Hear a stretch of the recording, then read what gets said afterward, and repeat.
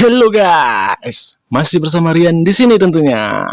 Topik viral kita hari ini tentang pencuri motor yang batal mencuri dikarenakan lagi ditonton malaikat katanya. Tonton sampai akhir ya jika ingin mendengar pantun dari kita.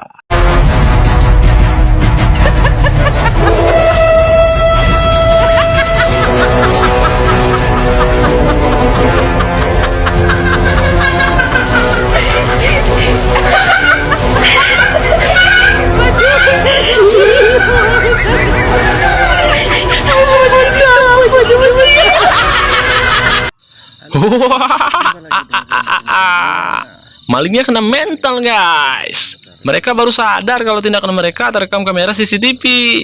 Tindakan seperti ini jangan ditiru ya, sebab Tuhan itu masih menunggu kita bertaubat. Pokoknya jangan sampai kena azab deh. Berat ceritanya. Dengerin nih pantunku. Buah mangga dimakan azam, sambil dikikir memakai param. Jangan bangga punya tampang seram. Malaikat mungkar nakir jauh lebih seram. Dalam kubur kena siksa loh bang. Canda kubur.